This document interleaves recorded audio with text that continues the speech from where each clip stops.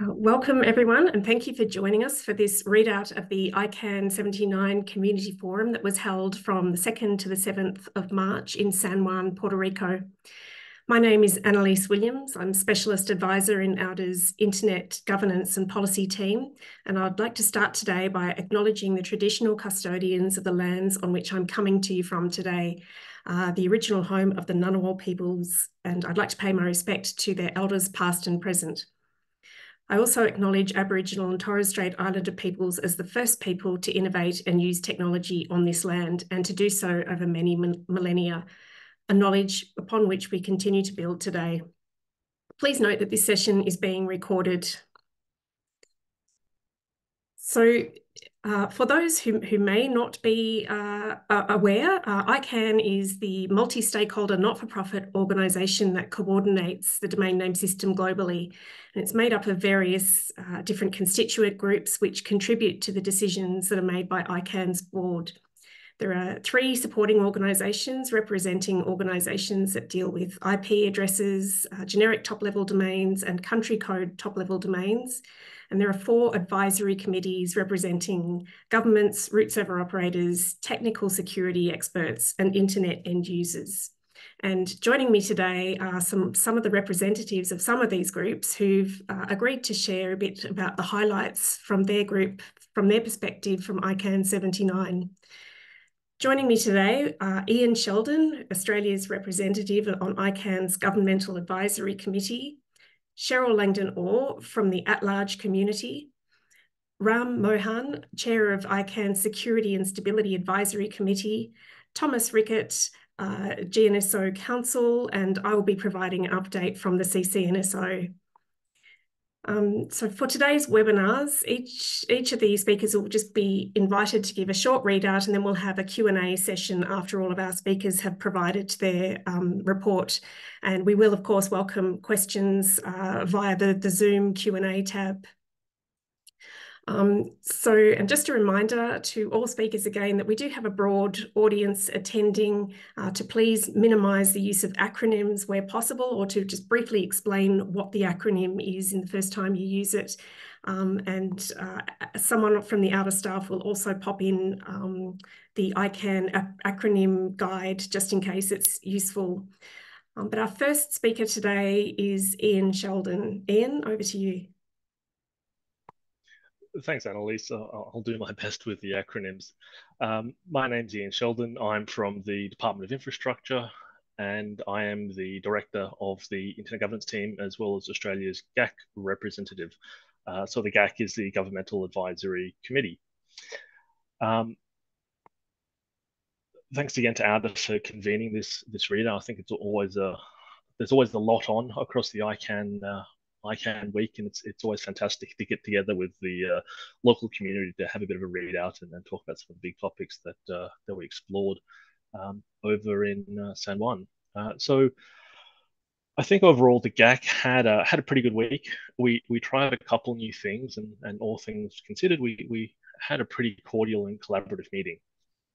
So like many of the last few meetings, the GAC started the week with a capacity building day. And in this instance, we covered 2 core topics. So we looked at country code tuple level domains and the address supporting organization, coupled with a discussion on the regional internet registries. So on country code tuple level domains, or ccTLDs, we had a presentation from .pr. So that's the country code tuple level domain manager from Puerto Rico, which piqued the interest of many GAC members as outlined not just the history and journey that .pr took, but also showed that you can use ccTLDs to address some broader challenges that might be happening in your local region. So, for example, they explored the role that .pr played in helping the island recover after the hurricane by giving low cost and delayed payment registrations. The GAC also spent some time hearing about the important role that the ASO plays in administering the IANA function. So the GAC has had a little bit of growing interest in the numbering space for a little while. So this capacity building topic was relatively new ground for much of the cohort, and help bring a lot of GAC members up to speed on some of the other important bodies in the internet governance space. We also had a session dedicated to the GAC strategic plan. So this is a new initiative of our GAC chair, Nico, and is designed to articulate some of the GAC's overarching priorities. There's an interesting discussion on how much the GAC could actually be proactive, as we, after all, are an advisory committee to assist the ICANN board in considering the governmental lens in ICANN-related matters. So we hope to finalize the strategic plan before the next meeting, and we'll work on some of this topic intersessionally. We also had a discussion on preparations for the upcoming high-level governmental meeting in the margins of the next ICANN meeting in Kigali. So the agenda is mostly set, and it will cover multi-stakeholderism, cooperation, and digital inclusion. At this stage, we're mostly continuing to tinker with the flow of the meeting, and we're trying to find a way for government ministers and high-level representatives to provide their standard statements on priorities, but also allow for meaningful conversation. The high-level governmental meeting is only one day, so it's been a little difficult trying to find the balance in the agenda. Over the course of the rest of the week, we had a breadth of incredibly valuable bilateral meetings with the generic names supporting organization, the at-large advisory committee, the address supporting organization, the contracted parties house of the generic name supporting organization, the nominations committee, the universal acceptance steering group, and of course the ICANN board. I won't try to recap all of these meetings, but we'll just draw your attention to a couple of key topics from a breadth of these discussions. So with the address supporting organization, or the ASO, there was keen interest from the GAC to better understand the role of the ASO, given there will be a review of what's known as ICP2. So for those who don't know, ICP2 is the overarching policy that sets the criteria for the creation of new regional internet registries. So again, this is a very new space for the GAC, and I think we're being quite cautious about how much does and doesn't fall into the GAC's purview. With the board and a breadth of other organizations, there was a discussion on the cost-benefit analysis, which the GAC had requested some time ago. Again, for those who might be new to this space, the GAC requested the board undertake a cost-benefit analysis looking at the last round of new GTLDs.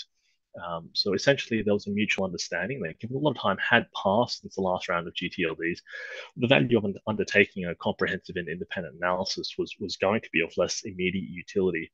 I think it was good to hear the acknowledgement from the board side that it hadn't quite met all of the GAC's expectations in this regard, but also from the GAC's perspective that there was agreement that yes, maybe too much time had passed since our original request, and the analysis as we had requested it wouldn't serve its intended purpose, and we could probably stop hounding the board for a response at this point in time.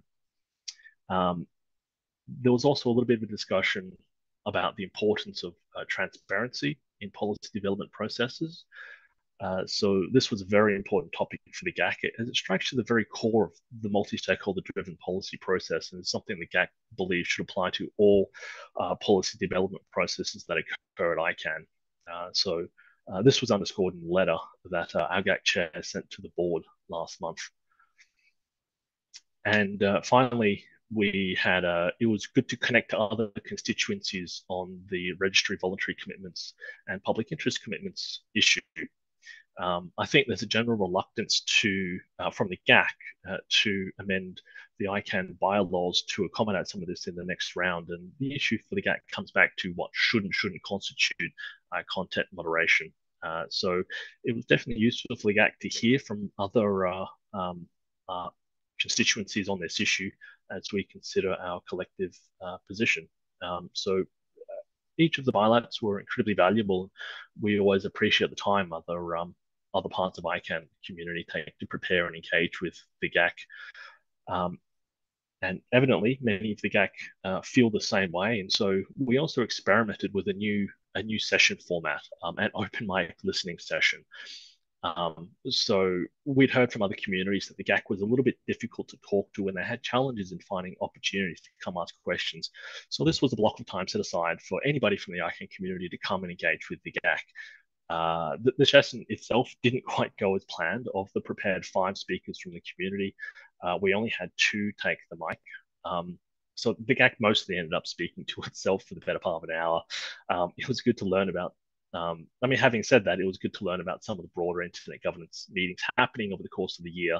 And one of the outcomes from this session was that we agreed to pull together a document to outline when and where some of these meetings were occurring. And finally, in wrap up, we also had the communique drafting session. We had 7 of these. And if you would like to know more about what's on the GAC's mind, I would encourage you to have a look at the communique document. It's a distillation of the week, and report includes some advice to the board this time around. In addition to some of the topics I mentioned earlier, the GAC also highlighted the DNS abuse, registration data issues, and some broader points on regional internet registries. And the GAC also issued 2 pieces of advice, one on the importance and value of a well-developed and well-funded application support program ahead of the next round of GTLDs, and one bit of advice to urge your board to move quickly on establishing a process for the development of policy for urgent requests of registration data. And finally, the last update I'd like to provide to this group is that Australia also currently co-chairs a Commonwealth GAC grouping. So we had a very brief meeting in the margins of ICANN and discussed terms of reference for that group, upcoming global internet governance processes, as well as unpacked some of the high-level governmental meeting in Rwanda later this year. Thank you, Annaliese. I know that was incredibly a lot to get through, and I think I've tried to do my best to avoid most of the acronyms, but very happy to take questions and looking forward to the discussion at the end of the session. Thanks. Thanks, Ian. And thanks for that update. I think, you know, what is going on in the GAC is always of interest to the rest of the community. So we appreciate you coming to share that with us. So our next speaker is Cheryl Langdon-Orr. Thank you, Annaliese. Cheryl Langdon-Orr from Sydney, Australia. Should mention I'm from sitting in the Darug people's country, where I'm coming from, in a little north of, well north of Sydney. The At-Large Advisory Committee, that's a 15-person advisory committee, so nowhere near as numerous as the GAC, but another one of those advisory committees that was mentioned in the introduction, and the wider at-large community. And of course, the advisory committee itself is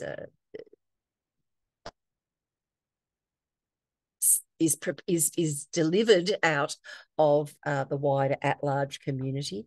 The at-large community itself is divided into the 5 ICANN geographic regions, and we call those the regional at-large organisations. And the At-Large Advisory Committee, or ALAC, is a geographically balanced group as an advisory committee. I would just like to point out that the regions only appoint 2 of 3 regionally based representatives to the advisory committee, and that ICANN's nominating committee appoints a more independent voice from the region to make up the 5 times 3, which gives us the 15 people.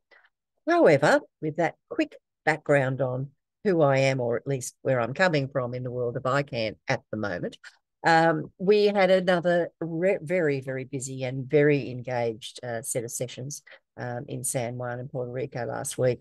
Formally, we started on Saturday and Sunday before meeting technically had its opening ceremony on the Monday.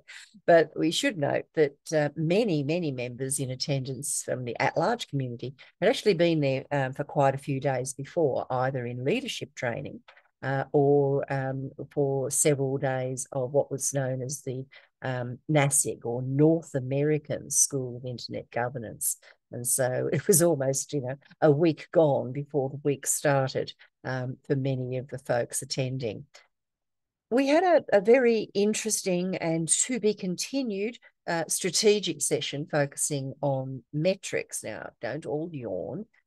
Metrics are important, and the At-Large Advisory Committee and the regional leadership are looking at how we can best represent to the wider ICANN community what work is being done and who is engaged in the work that we undertake, both in ICANN meetings and in policy development and various other activities that ICANN has on its bill of works at any time, but also in the wider community. Noting that our role within ICANN is one that is looking after and representing the best interests of internet end users. Now, that means those that are connected to the internet and those that are yet to be connected to the internet, in addition to being or not domain name registrants. So we're all about multilingualism and all sorts of other things. So showing in a transparent way who's doing what, where, and when is an important role. And we had a spirited conversation, which will be continued, about metrics. One of the other things we did, which is, I think, a particularly exciting thing, we also attended en masse, a good number of us, about 8 or 9 of us, what's known as the Continuous Improvement Program Cross-Community Group. And this group is working over the next 12 months to look at principles that we are planning to utilise to develop a continuous improvement program framework for all of ICANN. So it's very worthy work, and it's work that's really only just beginning, but having the opportunity to workshop and do some scenario thinking. So it was a very active and interactive session. It was very, very rewarding. And one of the reasons that, of course, gathering face-to-face at occasions is so very important.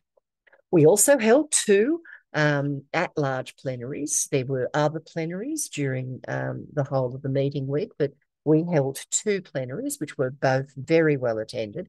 The first was on internet governance for the Sustainable Development Goals. And I think that's another one of those conversations which we will continue as time goes on.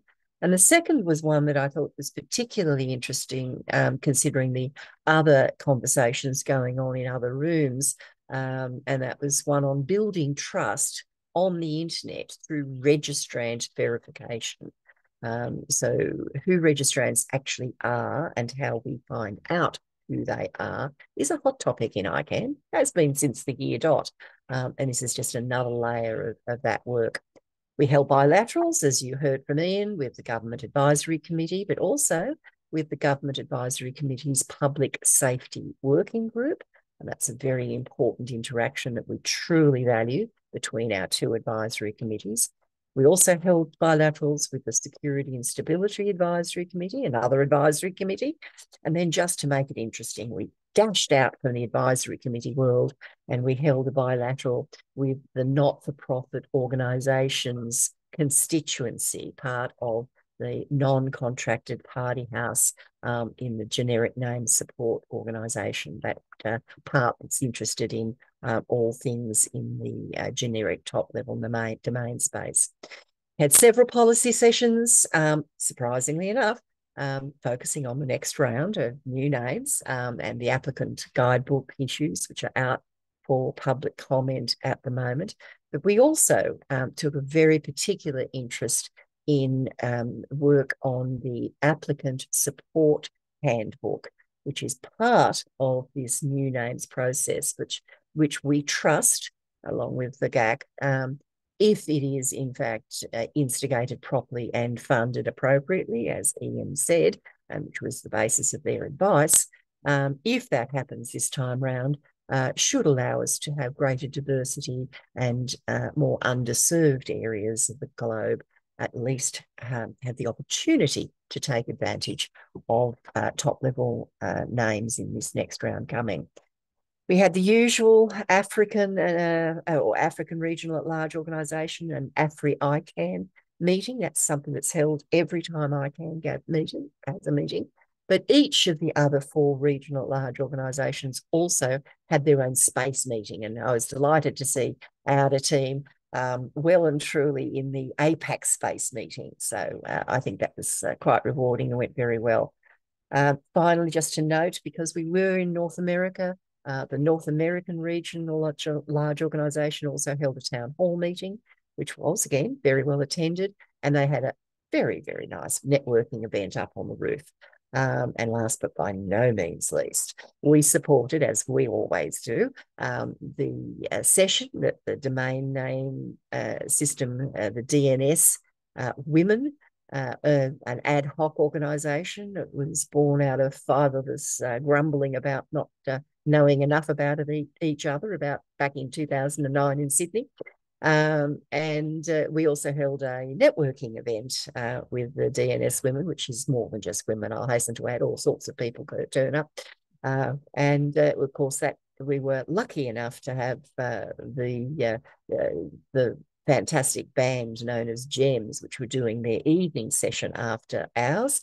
And they did a couple of little riffs for us. So we got a little bit of free entertainment. So big plug to Gems. That's it for me. Thank you very much, Annaliese. Thanks, Cheryl. And I wasn't at GEMS this time, but perhaps one of our other speakers was. But next we have Chair of ICANN's Security and Stability Advisory Committee, Ram Mohan. Ram, what were the highlights for the SSAC? Thanks, Annaliese, and thank you for having me here. This was my first session as the chair of the Security and Stability Advisory Committee. So for me, that was quite an interesting experience. I have an all-new leadership team as well, so that was good. There were really 5 things that were highlights. First was we really need to rejuvenate the membership of the SSAC. The SSAC currently has no members from Latin America, from Africa, very few from Asia Pacific, very few with academic and research backgrounds, and 31 men to 4 women. So there's quite a bit of work to be done there. So we have an open call for bringing in new members and kind of demystifying what it is to apply and to be a security committee member. The most important thing, however, Annaliese, that we were focused on at this meeting was our analysis of what happens when 2 domain names at the TLD level, 2 top-level domains, are assigned, one in the public global IANA root and one in internal networks of companies and other places. What happens when those 2 collide with each other? So that is called name collision. So there's a project that the SSAC had undertaken. 6 years of work came to a close at this meeting. And the outcomes are fairly direct. Number 1, name collisions continue to pose a persistent threat to DNS security and stability. So there has been no lowering of the threat. They are a consistent and persistent threat to DNS security and stability. And then the SSAC has proposed a framework that includes integrated risk assessment, building of enhanced data collection, and multiple assessment methods. One of the controversial things that happened as a result of the SSAC proposing enhanced data collection was that some of the legal and privacy folks from the ICANN organization wrote a public comment that said, this might be a problem because when you're collecting this data, as you're doing so, personally identifiable information might come over to ICANN as it is conducting these name collision assessments. And they were very concerned about the privacy implications and indicated in their comments that this may be improbable, if not impossible, to actually do. The SSACs, we had a really robust and great conversation with the ICANN board. And what we said was data collection is crucial. If you don't have data, you cannot make data-based decisions on whether a new string that is being applied for is dangerous to security and stability or if it's benign. So you need to collect data. You can't run away from that as a core responsibility. The question is, when do you collect the data and where in the evaluation process do you collect it? We're proposing to ICANN collect the data as soon as applicants apply for domain names, for top-level domains. Do not wait until late in the process, which is what happened a dozen years ago. The other thing that we were saying to the ICANN community, the board, and the ICANN organization is, given that you have to collect data, you have to also deal with the privacy risks that are related to name collision. You cannot wish them away. So it's a risk management approach that has to be taken. And we strongly suggested that ICANN, the organization, ought to be the body collecting the data and mitigating the privacy risks rather than distributing it to all and sundry top-level domain applicants with really no control over how much data comes to them, what do those places do with the personally identifiable information. So a lot to unpack, but a really important topic that has serious long-term implications for the security and stability of the DNS. Two other things I'll mention briefly. We have started a discussion with various constituencies and stakeholder groups and the various groups inside of ICANN on what we're calling a safer cyber campaign.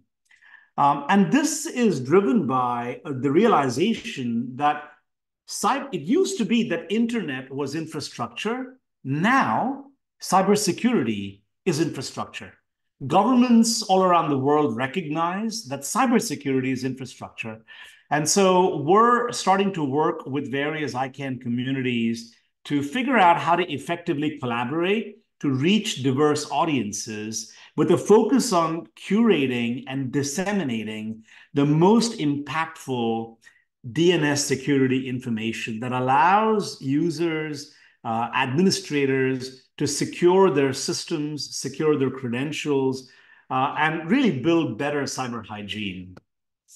The last thing that we were focused on at this ICANN meeting was the evolution of the internet name resolution space. Kind of very technical in saying that, but the short form of it is, what are we going to do about blockchain domains? What are we going to do about .internal, .local, all these new things that are coming up? What do we do about it? And so the SSAC has published a report about this, where we are fundamentally saying domain name resolution itself is becoming more ambiguous, and domain names are becoming far less visible. So many times you get a QR code that you scan that takes you to a domain name. You have no idea where you're going. You scan a QR code, it could take you somewhere really unsafe. So domain names are becoming less conspicuous to users. And so we're saying that can give unexpected results. And we're concerned that that might undermine trust in the integrity of services on the internet. We don't have specific recommendations. We're not saying ban blockchain names or anything like that, but we're saying be careful because the namespace is evolving and the clear and visible trust mark that domain names had is slowly reducing in visibility and in conspicuousness. That is kind of a quick readout of the primary things that we were looking at, Annaliese. Thank you, Ram. And I believe that some, if not all, of the SSAC meetings are now open. So if you are interested, you can at least pop along to some of those and hear the SSAC discussions at future meetings. Our next speaker is Thomas Rickett from the ccNSO Council, and Thomas is joining us at, it must be getting close to 2 a.m. for him, so we appreciate him joining from Germany. Thanks, Thomas. Thanks so much, Annaliese. It's my pleasure. Yeah, I'm Thomas Rickert, and for those who are not too familiar with the ccNSO, the Generic Name Supporting Organization is a bicameral structure consisting of the so-called contracted parties house, in which the registry stakeholder group and the registrar stakeholder group live, and the non-contracted parties house consisting of the commercial stakeholder group and the non-commercial stakeholder group. And the commercial stakeholder group itself consists of the intellectual property constituency, the business constituency, and the constituency of internet service and connectivity providers. And that's where I come from. So I'm representing an internet industry association called ECO, headquartered in Germany, and I'm one of the ccNSO councillors representing the ISPCP. That's the acronym for this constituency. So as you can imagine, inside the ccNSO, there are a lot of discussions that are held in the various groups, and what I've prepared for today is just my personal selection of the things that I thought were most interesting. So first of all, you've heard previous speakers, Ian was talking about the cost-benefit analysis that the GAC required for the next round. Cheryl was also talking about the next round. Ram was talking about security aspects when it comes to name collisions, which is relevant for the next round. And the ccNSO is actually the group that developed the policy recommendations that are relevant for this next round. And while those who are interested in this new round or subsequent procedures, as we call it, and Cheryl has been a co-chair of this very group for the last couple of years, they will have seen that the first chunks of what we call the AGB, the applicant guidebook, already went out for public comment, but there's still something more going on under the hood, so to speak, because the board did not just adopt all the recommendations coming out of ICANN's community. They had issues with some of the recommendations, and the ccNSO has tasked a subgroup, a small team, with working on amendments to or clarifications to some of the recommendations. And that was one of the topics that we discussed at SAM1. So we hope that the clarifications and amendments that we've been working on will be accepted after they're going to be submitted to the ICANN board. Another aspect that I think has caused more of the high-handed discussions was the so-called RDRS, the registration data request system, which is a product or a service that has been launched for a pilot phase or pilot project pretty recently. And that's sort of coming from the expedited policy development process that aimed to make ICANN's dealing with registration data that was previously published without any restrictions. You may recall that WHOIS data, as we called it in the previous decades, was freely available, and that led to spammers sending you messages basically minutes or hours after you registered the domain name. And that was at odds with a lot of privacy laws around the globe. And the EPDP, the expedited policy development process, was an exercise to review a so-called temporary specification that the ICANN board issued in response to the General Data Protection Regulation, one of the new privacy laws, this time from the European Union. And whilst the community has thought and considered a more all-inclusive one-stop shop system for dealing with registration data and the disclosure of non-published registration data, that was a too cumbersome product, too costly for ICANN to develop. So ICANN chose to sort of start with something smaller and more lightweight to implement, and that is this RDRS. And the RDRS is a system where requestors, be it law enforcement or trademark owners or others that take an interest or that need non-public registration data, to send that to the RDRS, and ICANN checks which of the registrars is responsible for supporting the domain name registration in question, then passes this disclosure request on to the registrar, and the registrar checks that legally based on the jurisdiction that the registrar is in, and then sends back an answer to the requestor. And now we have first results coming in after the first couple of weeks of this RDRS being in place. And there are mixed feelings. So the requestor side thinks that that there are not enough disclosures, that there are inconsistencies in the decision-making by various registrars. And the registrar side is sort of a little bit unhappy with the way some community members have presented their findings, because they named registrars that voluntarily participated in this pilot project and made them look like they were not responsive enough. Also, you know, some groups that are monitoring the success or the lack thereof of this RDRS are counting responses, pointing the requestor to the fact that the domain name is shielded by a privacy and proxy service as non-disclosure, whilst ICANN itself is counting that as a successful disclosure because there is nothing more that the registrar can disclose, right? So we have a little bit of teething pain with this service.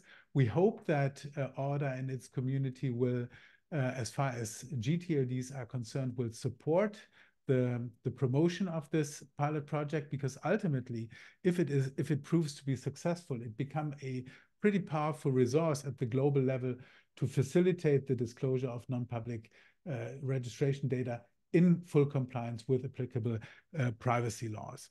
The other point that I'd like to bring to your attention are the contract amendments for registries and registrars in response to the challenge of what we call DNS abuse in the ICANN world. Now, DNS abuse may not mean a lot because this is a term that is artificially used in this very community. What's behind it is basically phishing, farming, malware, botnets, and spam to the extent that it's used to promote one of the four abuse types that I just outlined. And as you can imagine, there are different views on how DNS abuse shall be dealt with. There are some in the community and beyond that are asking for contracted parties, i.e. registries and registrars, to suspend domain names whenever there are issues with the domain name. And I'm one of those who think that we need to be very careful with that, because suspensions of domain names cut a domain name off entirely. So no email will work, FTP will not work, the websites won't work. If a domain name is shared, none of the users can further use the domain name. So we need to be very careful in coming up with proportionate responses to these challenges, you know, particularly when web space is compromised. You know, your website has been hacked because you haven't diligently updated patches and updates. Then, you know, if we suspend the domain name for your website, that doesn't really help because it doesn't fix your web space, right? So that's something that we need to be very cognizant of and keep working on. But when it comes to the ICANN world, previously the issue was that ICANN, when registries and registrars were confronted with abuse reports, the contracted parties were just required to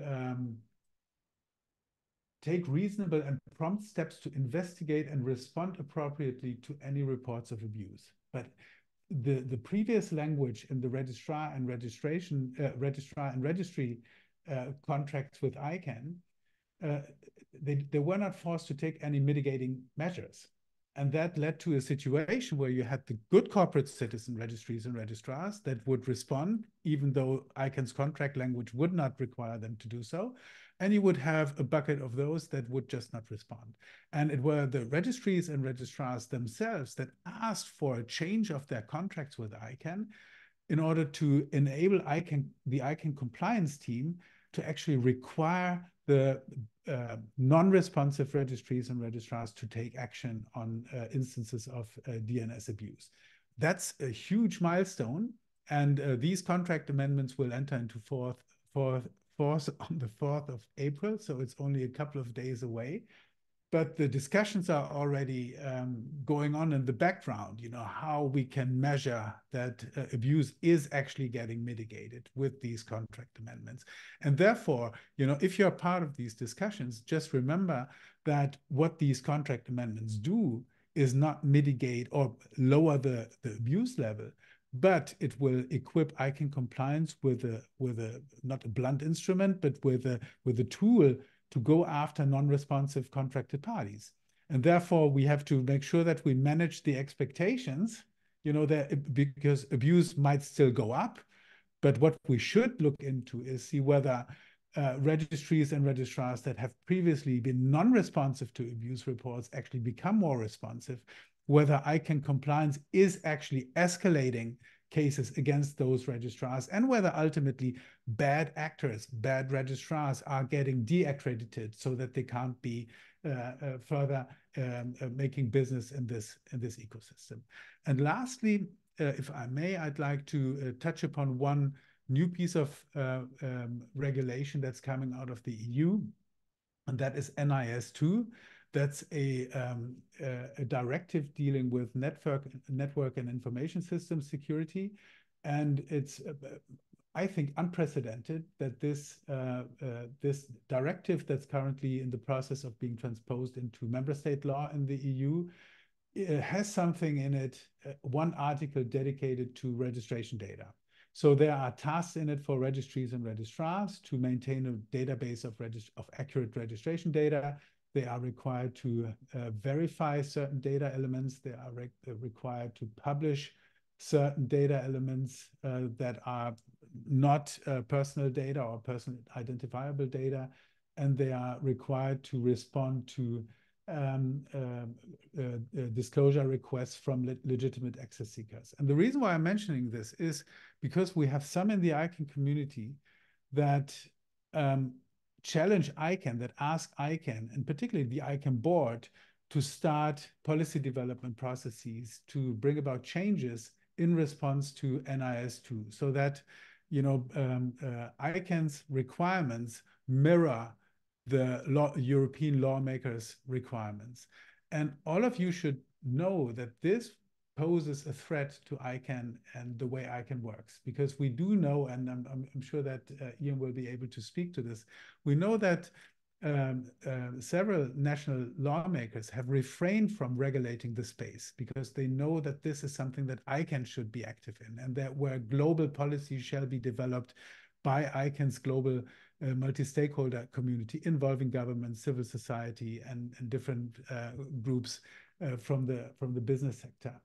And if ICANN were to respond to individual national or regional regulations, ICANN would be demoted to being a technical implementer of regulators' bidding. So it could be the EU today, it could be some other governments tomorrow. So ICANN should resist the temptation of actually honoring such requests from parts of the community. And we should all highlight the importance of what ICANN does, because ICANN has a superpower that none of the national governments at the global level have, and that is ICANN's consensus policies that with one instance can change the contracts and the requirements for all registries and registrars at the global level.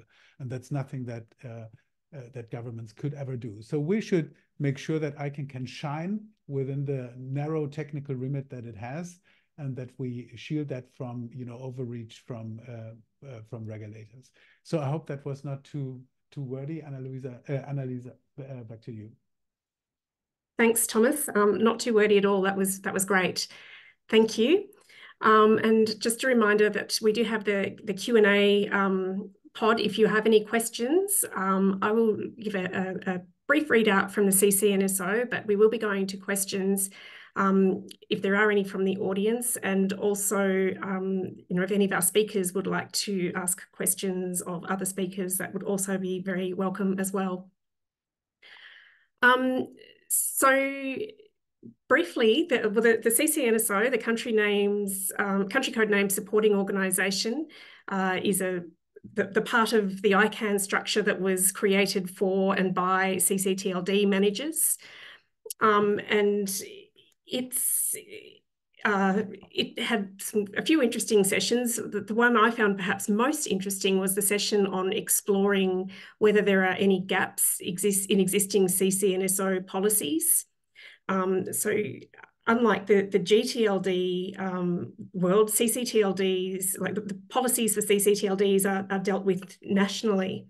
And many of the ccTLDs were delegated before ICANN was even created. So there's a long history of ccTLDs being run in a certain way.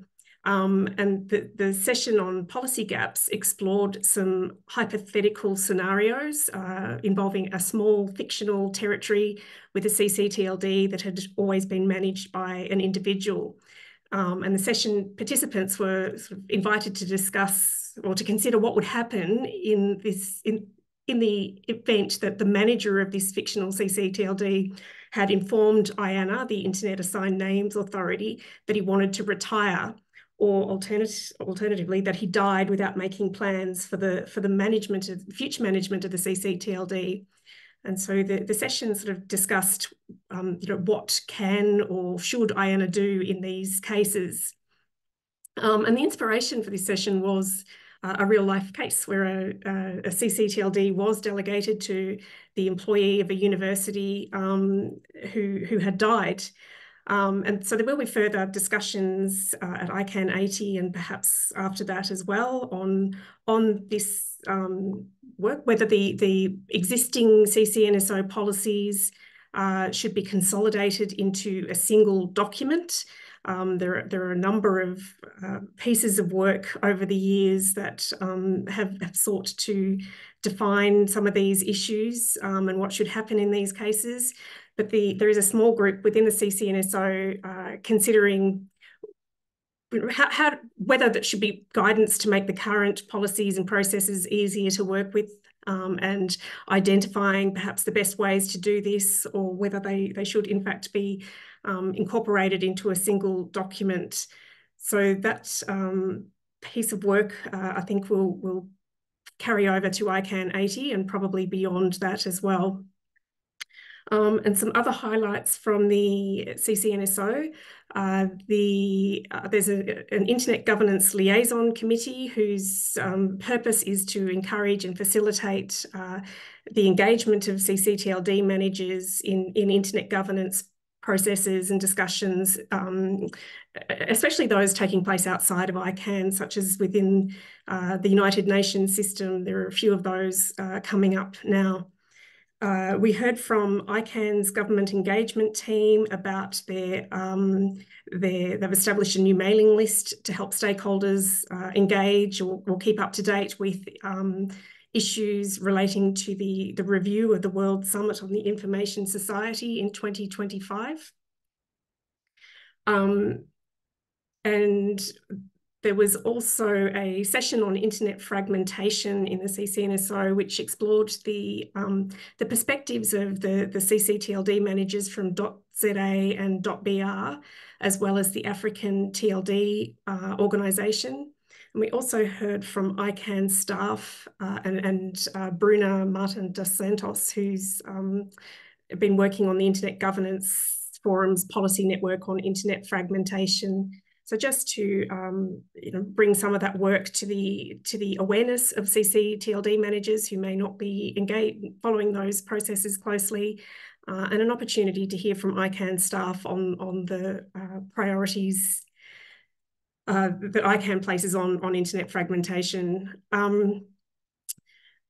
And what other issues? Oh, the ccNSO leadership was re-elected or reconfirmed in their positions. So that was the highlights, I think, from the ccNSO. We do have, are there any questions from the audience? I'm not seeing any. There is a comment in the Q&A pod saying that these presentations show the breadth and depth of the meetings in San Juan. Thank you to all presenters, whether here or overseas, for being available to do this session. So yes, thank you for that. So I will just pause for a moment in case there are any questions from the audience, or whether any of the speakers had any questions for any of the other speakers.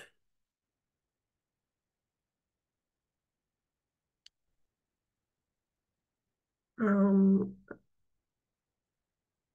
I'm seeing your hand. Go ahead. Thanks, Annaliese, and thanks to all the presenters for this wonderful session. It's always fascinating to me to hear the breadth and diversity of engagement at ICANN. Often the GAC are very GAC focused and stay in our GAC room and focus on our issues. So this for me is a fantastic opportunity to hear about all of the rich work that happens. I wanted to come back to one of the comments that Ram made earlier about the ESSAC, and thank you. I was aware of some of this work, but really I wasn't across all of the detail. You mentioned that the ESSAC are reasonably low on participants from a breadth of other regions. I'm wondering if you had any thoughts on how we might better encourage participation, particularly from the APAC region, or to get more involved in the work of the ESSAC. I think it's fantastic work, really interesting and important lens that's being taken to a lot of ICANN issues. And what can we do to encourage more participation? Thank you, Ian. I think there are really two important things. One is to invite us. I mean, there are ESSAC members in the region, a few, but invite us when there are gatherings in the region, especially where there are technical people or there are people who are interested in policy and the intersection of policy with technology. Invite us and we'll come and speak about what it is to be an ESSAC member, what it is to actually contribute, and what you get in return. So that's one thing. The other thing is we're looking for, with this, for a campaign, for example, that we're talking about, the Safer Cyber campaign, we're looking for avenues to disseminate information, things that we've already written about, things that talk, for example, about how to improve your passwords, how to get to better credentials, things like that. When we put together a small synopsis of it, avenues to disseminate it, avenues to express it elsewhere, again, provides a small little glimpse of, oh, there is a committee that is focused on important security and stability matters, and it's actually fairly straightforward to apply to it. One of the other things that we've also done, Ian, is we've simplified dramatically the application process. It's now you can apply directly from the website. We're putting up a sample application. We're also putting up sample questions that applicants get asked. So I'm really trying to demystify what it is to become a member of the ESSAC and kind of move away from this is the secret Jedi Council to this is actually where, all of us who have security experience can come together. Thank you. Sorry, I might just jump in quickly, and I think I might take you up on that offer. I think these topics are of high interest to the GAC. One of the other roles that I have is chairing an Asia Pacific GAC grouping, and I'd love for the ESSAC to come and showcase some of the work to the governmental reps within the region. I think it's fantastic work, and if you're looking for an opportunity to showcase and build those relationships out, I'd love to take you up on that. Thank you. We most surely are. You can count on us.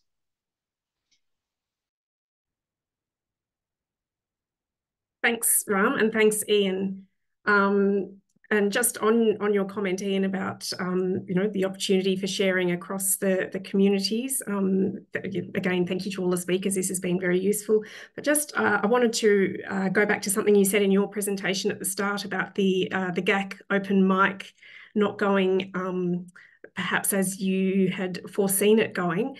I just wanted to say I thought that was a really great opportunity and a good initiative of the governments to sort of have that open mic session. I think once word gets out, I'd encourage you to keep doing it. When word gets out, I think there'll be no shortage of people lining up to come and tell the GAC what they think. So I think that was great, and it'd be nice if we can sort of continue that, if at least once a year, if not every meeting. But I thought that was great. We do have a couple of questions in the Q&A pod. I think we've got time for a couple of. I might go to the first one. This I'll address to all panelists, but what insights have you gained from your participation in ICANN that might benefit others interested in internet governance? Did anybody want to have a quick one-liner answer to that?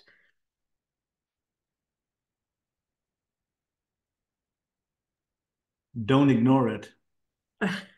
Don't ignore it? I was much more complimentary, I've got to tell you. I typed an answer. I see Cheryl's typed for the opportunity to be engaged and actually affect the development of policy, as well as honour the honour of working with so many incredible folk. Yes, well, I would agree with that too, Cheryl. Thomas, I see your hand. Go ahead. Yeah, thanks for the question. I'd like to encourage everyone who takes an interest in internet governance to find a group inside the ICANN community and elsewhere to get involved. And I think that internet governance is far better than its reputation. It has a reputation of being slow, but issues are really discussed from our perspectives, and typically the results, the outcome is pretty robust, So I think it's something that everyone participating in this community can be very proud of. I think that whilst you have to put a lot of energy into it, as I mentioned earlier, ICANN has this superpower of making everyone offering GTLD domain name registrations change their contract, so that really has an impact. And we are working on at ICANN on some of the core functionalities that make our world work today, so everything's dependent on that, and everyone can play a role in that. And if you are coming to these ICANN meetings, there's an extra benefit that you may have. Cheryl mentioned the GEMS band, the Global Equal Multi-Stakeholder band. So you may be able to even share the stage with Nico Caballero. He's going, I was on stage with him singing Wonderwall and Don't Look Back in Anger a couple of days back. So that was fun. So we have our bright moments there as well.